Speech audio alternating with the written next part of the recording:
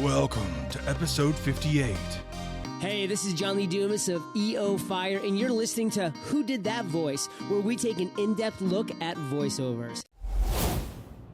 Finally, warmer weather is here, and there is no better time than right now to book your vacation getaway with 3D Travel Company. Head on over to our website at www.whodidthatvoice.co and click the Book Now button on the left-hand side. They give a complimentary quote so you can get an idea of what it will cost to take your summer vacation. For a limited time, Who Did That Voice listeners can receive a Disney gift card for qualifying Disney and Universal trips, booked and traveled by the end of 2017. Hurry and book today so you can travel away. Welcome to Who Did That Voice, the show where we take an in-depth look at voiceover. And now, here's your host, Trenton Larkin. Hey you guys, this is a special shout out to all my listeners around the world. Who Did That Voice is now heard in over 78 different countries, and I can't thank you guys enough. Here in the USA and abroad, thank you for listening to Who Did That Voice. Keep listening and sharing with your friends. Hey everyone, I just wanted to say a quick thank you to my special guest wife, Bonnie Bartlett, who was on the phone call with us during our interview. She and her husband are super sweet. They've been married 60 plus years. Bonnie is best known for her role as Ellen Craig on St. Elsewhere, and our special guest today that's featured on the interview played her fictional husband on St. Elsewhere as one of the doctors on that medical drama series. And the role that Bonnie is best known for me is the character Grace Snyder from Little House on the Prairie, for those of you familiar with that show. I grew up with it myself. Grace ends up marrying Isaiah Edwards, who was Charles Ingalls' best friend, and later Grace becomes Grace Snyder Edwards once she gets married. She played a super sweet role, and we don't talk about it today, but I just wanted to acknowledge her amazing 60-plus year career and the fact that both her and her husband in 1986 both won Emmy Awards on the same night. This is super huge, guys, because they became the first married couple to accomplish this feat since Alfred Lunt and Lynn Fontaine did back in 1965. And to date, I don't believe any other couple has won an Emmy Award on the same night. So a super special thank you to Bonnie Bartlett and my special guest today for making episode 58 amazing. Hey everyone, and welcome back to the show. Today's special guest voiced KITT on Knight Rider. All these weird gadgets, you think they'd give you a radio? What would you like to hear? What the hell was that? I am the voice of Knight Industry 2000's microprocessor, KITT for easy reference, a KITT if you prefer. Today's special guest also played Mr. Feeny on Boy Meets World. You see, it's not enough to leave school and just desire to succeed in this cold, cruel world, because then you simply become a part of it. You must also have the desire to change it. Unfortunately, we live in a society where they tell us we have to look a certain way, so we're all under pressure to live up to unrealistic expectations. If you let people's perception of you dictate your behavior, you will never grow as a person. But if you leave yourself open to experience, despite what others think, then you will learn and grow. Now sit back, relax, and enjoy the show. Hello? Hello, is this Bonnie? Yes. Hey, this is Trenton Larkin. How are you doing, ma'am? Oh, yes. How are you? I'm doing excellent. It's wonderful to hear your voice. Oh, good. I'm going to get Bill for you. Thank you, ma'am. I'll probably stay on the line because sometimes he has to. Bill, this is a gentleman that wants to talk to you. Please. He has a podcast, right? Yes, ma'am. Yes. Trenton? Is it Trenton? Yes, ma'am. Like New Jersey, Trenton, New Jersey. Yeah, Trenton. Like Trenton, New Jersey. There he is. Hello, this is Bill Daniels. How you doing, Mr. Daniels? Fine. And you are Trenton? Yes, sir. My name is Trenton Larkin. Okay. So what can I do for you, Trenton? Well, I just wanted to talk with you a little bit about your career and about your book. Sure. Well, Mr. Daniels, the very first question I like to ask my special guests is, Who was the young boy William growing up into the man that he became? And how did you get into acting? And more specifically, how did you get into voice acting? He's written this book, and it's about his entire career, and it goes from vaudeville, way when he was a little boy, all the way up, through today. It's a lot of years and a lot of work. Well, I absolutely love vaudeville. And how did you get into acting at such a young age? An ambitious mother. An ambitious mother. And you Yes. started at a very young age, your wife said. That's right. Yeah, my sister and I were like a song and dance team, and we hooked up with a columnist of the Daily Mirror who ran a bunch of kids to perform various places, like the Elks Club or the Armory or this place and that place. And my sister and I went along and did that for, I'd say 3 or 4 years. Wow. How old were you when you started that, Bill? Well, I don't know exactly. Yeah. I think I was probably 8 or 9. Probably 8 when you started that. Your mom had you dancing Yeah. when you were, 4? Yeah. Yeah. Goodness Yeah. gracious. Yeah, I know. That's so young. She was a showbiz mom. Absolutely. Very much like Gypsy, the mother in Gypsy. Wonderful. Well, Mr. Daniels, tell us a little bit about your book. I know it kind of covers a little bit of what we've discussed so far with your upbringing in vaudeville and theater. But tell us a little bit about this new wonderful book called William Daniels, There I Go Again, How I Came to Be Mr. Feeny, John Adams, Dr. Craig, KITT, and many others. Yeah. Well, the title kind of includes answers to your question about. I wrote about Mr. Feeny, who has become very popular, Dr. Craig from St. Elsewhere, and what was the other ones? 1776, John Adams. Oh, yeah, John Adams in 1776. I don't know what to say about it, except it's a part of my life, and I sat down one day and started to write about it. It's got everything in it. It's got everything in it. I mean, it's no way for him to be able to give you all of it, but it's... Oh, no. It starts with vaudeville, and then it goes to radio, and then television, and then theater. You went into the theater when you were about 14, right, Bill? Yes, in Life with Father on Broadway. You could tell them about that, how you got that. That's kind of a fun story. My mother, my showbiz mother, who wanted her kids to be in show business, always looked at the papers to see what was going on in New York, and she would see, at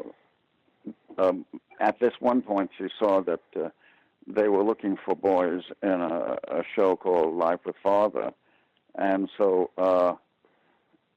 she called me, and I was on a date with my girlfriend, which my mother didn't even know about. And she said, I want you to go over this place. I said, well, I don't know where it is. And she said, look it up in the phone book. And go over it.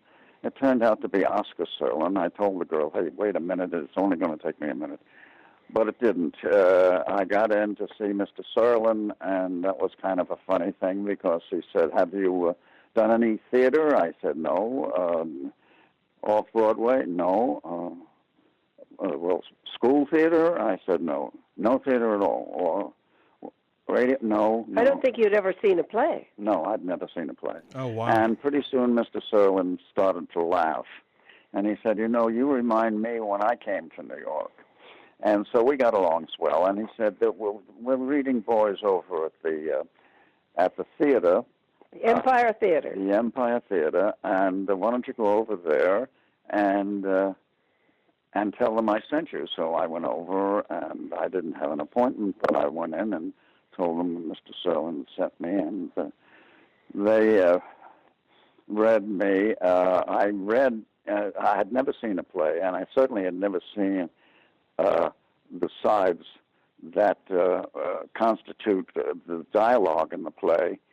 So I got a laugh when I started reading one character, John, and then Clarence came in, and I read that too, when I wasn't supposed to, but I wasn't watching which names. I was just reading whatever came in front of me. Yeah. And they laughed and they said, okay, well, why don't you bring your mother tonight and see the show before the road company goes out? I said, what is that? And he said, well, that's, we have touring companies that tour the cities in the States. I said, oh. So I went home and told her, and then we went to the theater, and that was the first time I'd ever been in a legitimate theater or seen a play. And I was going to be in one. It was kind of strange. But it was kind of magical moment, sitting in a box seat where they put us, and saw this curtain go up, and all this bright light on the stage. It looked like it was twinkling, and I thought it was very romantic. I thought it was very unusual, and I enjoyed watching it. And then I left to do the road company, and I didn't get too far until my mother called me and said, listen, Bill, you have to hand in your 2-week notice. I said, why? She said, well, you just got a job. Your sister and you are going to be performing on your own show on, I think it was NBC radio. And so I had to hand in my notice, and Mr. Serlin came by and said to me, Bill, you just handed in your notice? I said, yes, sir. We got this radio show that my sister and my mother wants us to work on that. He said, I see. He said, well, come see me when you get in New York. So I went and saw him, and he put me as assistant stage manager and understudy for the 2 oldest boys in the New York company. And then pretty soon I was playing the second oldest and then the oldest. I was in it for 2 years, and that was my introduction to the theater. Well, that is fantastic. Thank you so much for sharing that, Mr. Daniels. I Sure. believe you were also in 1776, the Broadway production as well. Oh, yes. Oh, yes. That was much later. That's Much much later, yes. I played John Adams, which was a leading role in 1776. And it was... That's like 60 in the 60s? No, I think it's maybe 69 and then 70, right in there. 69 and 70. I'm not sure. Yeah. Anyway, John Adams was a very important step for me. I had 9 musical numbers. He was on the stage the whole of the play, and I was in it for a long time, and I enjoyed every moment of it, and it really was my introduction to playing a lead in a Broadway musical. But before that, even more important than that, was doing the Zoo Story Right. for Edward Albee's first play. Yeah. Have you ever heard of that play? What was it called? I'm sorry. The Zoo Story. I don't believe Edward I have. Albee's play, The Zoo Story. I don't believe I First have. play. Yeah, it was his first play. We did it off Broadway. It was a tremendous success, and it's just these 2 actors in it, and it was the first of a double bill with a Samuel Beckett play. At any rate, the Zoo Story sort of put me on the map in New York. Of course, it won a bunch of awards, and so did I, and so it was important. It was a great play. Yeah. Absolutely. Well, that's fantastic that you were able to do so much on stage. I know I did theater in high school, and it always did feel very magical to be out there on the stage for sure. Yes. There's the audience out there. They're a challenge. They're also invigorating, and when you get a response from them, you feel real good. Well, one of the other characters that you've played, Mr. Daniels, that's meant a lot to me, and I know millions, if not billions of people around the world, is when you played KITT on Knight Rider. And how did you become involved with that project? Well, I had done a movie of the week, me and Claudette, what's her name? Peters. Oh, Bernadette Peters. Bernadette Peters. Oh, wow. And the producer kind of liked what we did, I guess, but he called me after we had done it and said, Bill, I have some material I'm going to take to New York and try to sell to a producers and the network, and would you come and read it? And I said, sure. And it was just a favor. I went over to Universal Studios here in Hollywood, and he handed me this, and I looked at it, and I said, this is the voice of a car? He said, yeah. I said, I see. Okay, so I started reading it, and he said, Bill, excuse me, could you make it like a robot? I said, no. He said, oh, okay. So I started reading some more. He said, how about, that Ma Bell voice? I said, would you just please let me read it? He said, oh, okay.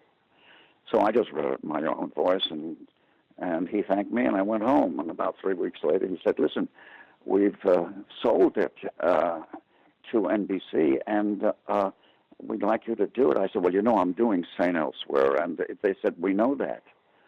It's the same network. We'll work around your commitment in St. Elsewhere. So I couldn't turn that down, 2 jobs at once.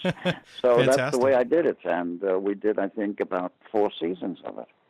Well, that is awesome. I know Knight Rider was such an awesome show, and it's left such a long-lasting impact as it's, your characters come back on The Simpsons, of course, Knight Rider, the show itself, and then in movies, The Benchwarmers and Knight Rider 2000, and you even got to be a part of some commercials and video games. Yeah, that's right. So it's been really awesome. Fact, didn't we run into it yesterday at that event? AT&T has still got a commercial going on for you. Oh, okay. That and Boy Meets World. Yeah. Yeah. And as far as Boy Meets World, Mr. Feeny was such a wonderful teacher, he was stern, but he was loving at the same time. And he was so educational. And I love that about him because he wasn't the typical teacher we see on screen. How did that character come to be for you, Mr. Daniels? How did it come to be? Well, I don't know. It was written by the producer, Michael Jacobs, and he asked me to do it, and I turned it down, and he said, would you take a meeting with me? And I said, okay. He said, why did you turn it down? I said, I didn't like what was written there. He says, it's going to be rewritten by tomorrow. Would you wait with this refusal until I rewrite it? And I said, yeah, I guess so. So he rewrote it, and it was entirely different and totally acceptable. I just didn't want it to be a foolish takeoff on a teacher. Teachers are terribly important to us. They're also underpaid, and I wanted it to be treated with a certain respect. And he assured me that it would be, and it was, and so we were off to the races. Absolutely. Well, I love that you have such an appreciation for teachers as I do.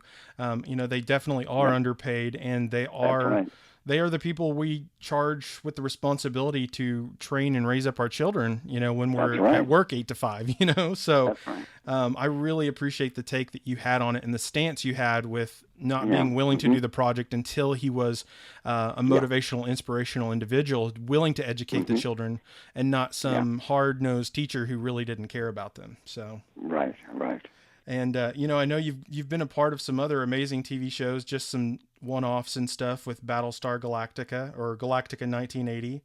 And then you were also part of a Star Trek Voyager episode where you played a computer called Allocation Alpha. And you were also on The Incredible Hulk as Dr. John Bonifant. So you've had such a wonderful career on theater and stage and TV, and it's just amazing to get to spend some time with you talking about all these wonderful projects and things you've been a part of. I've been very fortunate. It's been a lovely career, and it's still going on, and I'm grateful for that. And there we are. Absolutely. Well, real quick before we go, Mr. Daniels, where can people find your book? How can they get a hold of a copy today? In a bookstore. Barnes and Noble. Barnes and Noble has them. If somebody wants a signed book, Bill kind of has a deal with Book Soup in Hollywood, and if people request a copy of the book that Bill will sign, he will go over and do that because he has a kind of deal with them, and he goes over and signs a bunch of them at once. So that's Book Soup in Hollywood. Fantastic. And then any Barnes & Noble store has them. Wonderful. Barnes and & I Noble. believe it's also on Amazon. Okay, absolutely. Yeah, look online for it as well. But if you want a signed book, you have to go to a bookstore. Okay, absolutely. Okay. Well, Bonnie and William, thank you so much for your time today. And I wanted to say, I think the legacy that you two have together for being married now, I believe it's 66 years. Yes. That is super amazing. It's so wonderful to see a couple that's loved each other for such a long time. It's something we don't see in today's society much anymore. And I just wanted to say happy 66 years, you guys, and let's hope for another 10. Okay, thank you. You guys have a wonderful day. Thanks so much. You too. Okay. Bye-bye now. Bye-bye. We wanted to know if you had anything else left to teach us. Believe in yourselves. Dream. Try. Do good. You coming with us, Mr. Feeny? You gonna sneak up on us in Central Park or something? No, I shall remain here. No, you'll always be with us. As long as we live, okay?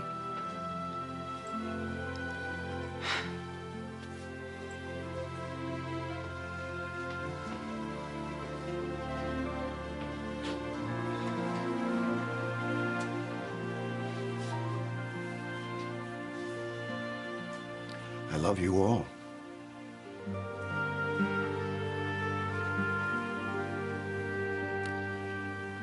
Class dismissed.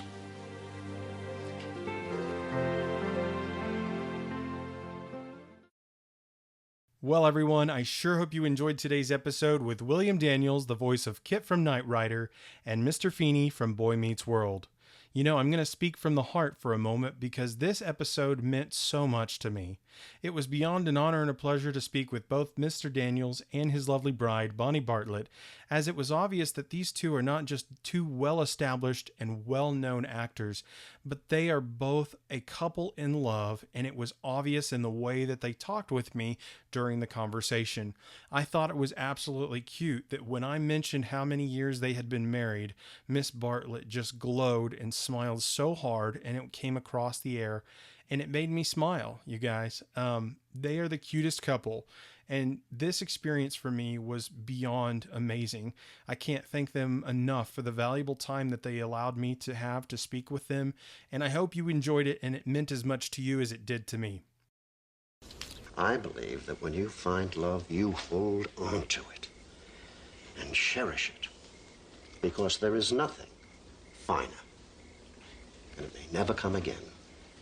And that, my dears, is the most important thing that I could teach you.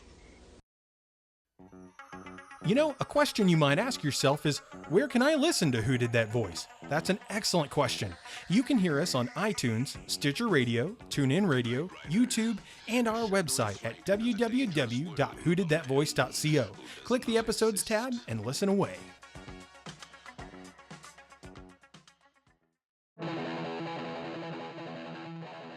Well, everyone, that's all the time we have for this episode. Join us this Friday for our next special guest, Norm Spencer, the voice of Scott Summers, aka Cyclops from the 1992 X-Men animated series. You won't want to miss this episode. Hey, do you ask yourself who did that voice? Well, if you do, go to our website, www.whodidthatvoice.co, and click on the Episodes tab. Choose an actor, pick their name, and see pictures from the different characters they voiced in their career. Thank you for joining us today. We'll see you next time for more discoveries on Who Did That Voice.